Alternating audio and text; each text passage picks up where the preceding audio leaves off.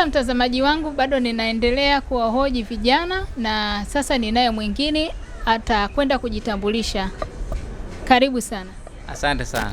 Kwa majina naitwa Yusufu Mohamed, ni mfanyabiashara mdogo mdogo. Sawa, biashara zako ndogo ndogo unajihusisha na nini?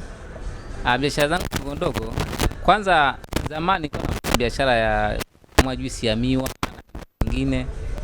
Ni Mwenyezi Mungu alivyonibariki na nikapata pesa kidogo, nikajisogeza kidogo, sasa ni biashara kama hii ambaye ni. Mwambie ndugu mtazamaji, nini yalikuwa malengo yako kwa mwaka huu, mwaka 2025? Malengo yangu kwa mwaka, nilikuwa nategemea nizidi kuijaza ofisi kama mnavyoiona. Kuna vitu baadhi ambaye bado vimepungua. Nilikuwa nataka ofisi ionekane kabisa ijae. Kuna vitu ambaye nahitaji nivinunue. Kwa hiyo kwa sasa mwaka naona ndo tayari ushatuacha, umeshaingia mwaka mwingine sasa. Kwa hiyo nategemea kwa mwaka huu sasa ambaye umeingia niweze kuiweka ofisi yangu vizuri zaidi, na yale ambaye sikuyatimiza niyatimize. Hapo pia na nizidi kupata ofisi nyingine. Vipi kuhusu changamoto ambazo umekutana nazo? Unaweza ukatushirikisha chache ambayo au hata moja ambayo hutoweza kuisahau kwa mwaka huu unavyoishi? Changamoto ni zipo. Kila biashara huwa na changamoto yake. Changamoto cha kwanza kabisa, changamoto ni kutafuta mtaji. Huwa ni changamoto kubwa sana. Kwa mpaka hadi mimi kufikia hapa nimeshafanya kazi kwa watu na nini. Kwa nafanya kazi kwa watu nilikuwa nikiwa na malengo. Kwa hiyo ni changamoto ambayo moja kubwa sana. Na pia kwenye biashara ambayo tayari ushaanza kuimiliki ina changamoto yake pia. Changamoto wateja na vitu vingine. Yaani kiujumla tu unakutana na mambo mbalimbali.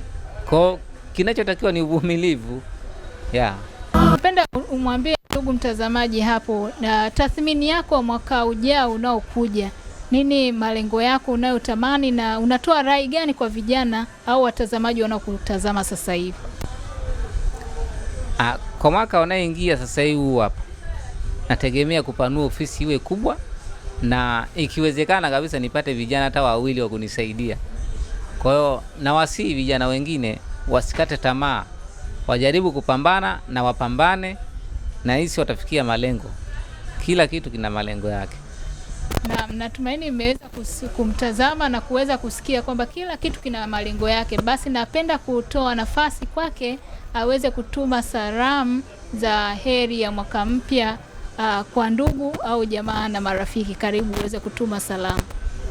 Salamu za mwaka mpya kwa wazazi wangu waliopo Singida, Mama Rukia, mama yangu mzazi pendwa, na baba yangu Baba Rukia.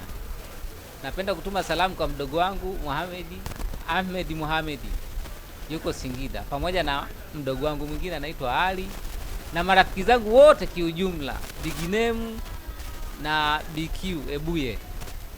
Salamu za mwisho kabisa ni za mdogo wangu pendwa Abdul Jabari Mohamed. Nampenda sana mdogo wangu. Nikushukuru sana Bwana Yusuf kwa kuweza kutushirikisha malengo yako na kutupa tathmini yako ya mwaka huu na uisha mwaka 2025. Asante sana na nikutakie majukumu mema. Nashukuru sana, asanteni sana. Pia na nyinyi watakie kazi njema. Asante sana.